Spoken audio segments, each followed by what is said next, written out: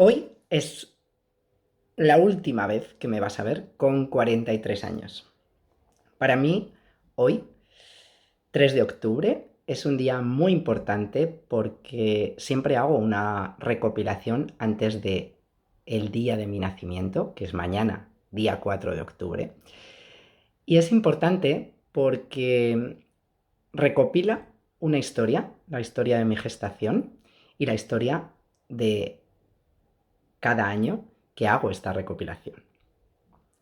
Hace ya varios años que investigué un poco más sobre cómo había sido el embarazo de mi madre y mi nacimiento, y esto cambió bastante mi vida. Porque durante muchos años lo único que había oído es que mi madre había tenido un embarazo maravilloso, deseado, todo había ido bien y que mi nacimiento había sido una gloria. Porque a ella, que no se ponía de parto, la dijeron que ingresara en el hospital, que se lo iban a provocar, que la durmieron y que cuando se quiso despertar y dar cuenta tenía una preciosa niña en sus brazos. Esta es la historia que oí durante muchísimo tiempo de mi vida y hasta ahí había vivido con esa información. Hasta que un día, investigando no solo por mis problemas de fertilidad, sino con algunas estructuras que se repetían en mi vida, me di cuenta de que podía haber en ese periodo y en ese gran hecho que es el nacimiento algunos detalles que me estaba perdiendo. Así que todos los 3 de octubre me gusta hacer un recopilatorio de aquel embarazo que tuvo mi madre, de lo que yo viví durante esos 9 meses dentro del vientre materno y sobre todo de cómo había sido mi nacimiento. Que te cuento un poco por si mi historia te puede inspirar a ti con la tuya. Pero desde luego te aconsejo que hoy mismo empieces a investigar cómo fue de verdad el tuyo.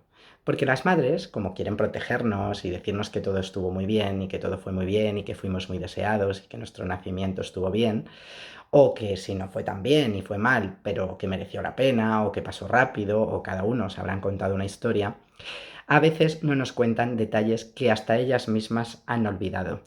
Así que te aconsejo que cojas papel y boli, que tomes conciencia de que aquí puede haber información importante y que preguntes a tu madre, a tu padre, a tus hermanos, si tienes hermanos mayores o a otros familiares, sobre cómo fue ese gran momento en el que tú llegaste al mundo. Porque te aseguro que puede haber más cosas que no te han contado. El mío parecía, bueno, una niña muy buscada, que luego me enteré de que más bien en algunos momentos, sobre todo mi padre, deseaba que fuera un niño y que además pensaban que era un niño porque todo el mundo le decía a mi madre que tenía una tripa muy grande y que ahí venía un chicazo que iba a ser futbolista. Luego comprendí que en algunos momentos de mi vida me masculinizaba en busca de ese niño que esperaban para ser más apreciada y reconocida por mi padre. Pero además de eso, durante el embarazo pasaron muchas cosas. Por ejemplo, que mi padre no se portaba tan bien con mi madre como parecía y que mi madre había sufrido mucho la soledad, el abandono y la tristeza mientras yo estaba en su vientre. Y que muchos días llorando pedía que llegara este hijo o esta hija que le diera la vida y que le alegrara la vida. Eso me hizo entender también por qué tantos años de mi existencia me había dedicado de una forma desesperada y completamente inconsciente a intentar alegrarle la vida y darle la vida a mi madre. Tanto que a veces me había olvidado de la mía. Y en el fondo no podía hacerlo porque yo no podía reparar eso en su memoria y en su vida por mucho que hiciera. Así que esto me ayudó a trabajar esa necesidad y a darme cuenta de que no era posible y de que todos los esfuerzos que estaba haciendo durante muchos días de mi vida pues los podía emplear en otras cosas mejores para mí. Además, mi nacimiento, mi madre que decía que allá la habían dormido y que todo había sido maravilloso, tuve la suerte, con muchos de los ejercicios que hoy en día pongo en práctica con muchas mujeres, de revivir cómo había sido para mí.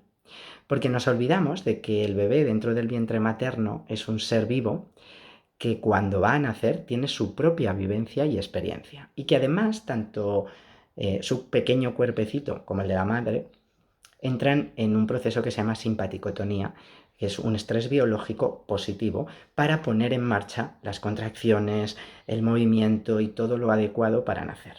Esto quiere decir que en ese estrés biológico nuestro inconsciente está en alerta y graba por 10 todo lo que oye, lo que siente y lo que está experimentando en ese momento de nacer.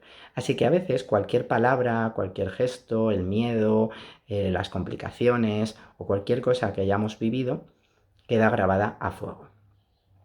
Así que cuando tuve la oportunidad de revivir mi nacimiento, me di cuenta de que no había sido tan placentero. Porque mi madre, como bien decía, estaba dormida completamente y yo había tenido que hacer el esfuerzo sola para nacer sin su ayuda. Esto hizo una estructura maravillosa en mi vida, que es que todo lo tenía que hacer sola y sin ayuda. Quizá algunas os sintáis reconocidas en este incesante esfuerzo que intentáis hacer por todo, por todas las cosas, solas, y que parece que tenemos que poder con todo, porque si la primera experiencia de nuestra vida, que es la única y primera que hace un bebé por sí mismo, que es la de nacer, porque es el bebé el que inicia el nacimiento, no la madre, diciendo como, ya estoy preparado, y segrega una serie de hormonas que le dicen al cerebro de la madre que está preparado, y la oxitocina y todas estas sustancias se ponen en marcha para provocar esas contracciones uterinas que van a ayudar a nacer. Pero yo tuve que hacerlo sola, así que seguramente muchas veréis que en este esfuerzo a veces después grabamos que todo en la vida tiene que ser así. Cada vez que iniciamos algo necesitamos hacerlo solas, con mucho esfuerzo, pero luego esto también pesa. Así que a veces hay que volver a ese momento y revivirlo y grabarlo de otra manera. Además, me di cuenta del profundo sentimiento de soledad que tuve en esta llegada al mundo, que ha arrastrado en muchos aspectos en mi vida, buscando una compañía, una ayuda que nunca tenía, que a veces ni siquiera sabía recibir o aceptar porque no sabía cómo era. Y la sensación de que mi madre no estaba viva, porque estaba tan dormida que a mí me parecía que estaba muerta.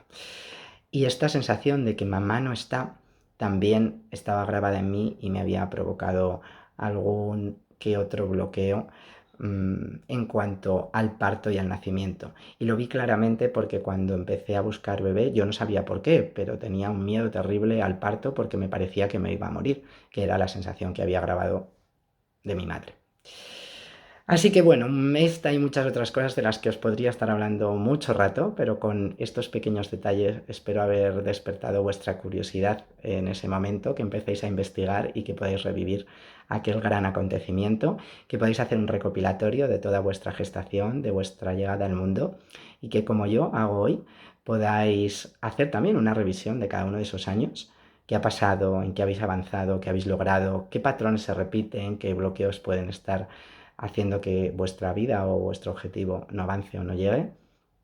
Y también preparar de nuevo ese renacer que tenemos la oportunidad de revivir y de rehacer de nuevo en cada nuestro aniversario, en cada uno de nuestros cumpleaños, en los que podemos volver a la vida, reconectar con la vida y así sentirnos alegres, vivas y mucho más preparadas para conectar con una nueva vida cuando es eso a veces lo que buscamos. Así que así os dejo, me voy a poner con papel y boli a hacer mi recopilación anual y también a preparar mi gran celebración para mañana, porque para mí cada 4 de octubre es una reconexión con la vida y este año además estoy en un lugar muy especial. Así que un abrazo y deseo que os haya ayudado.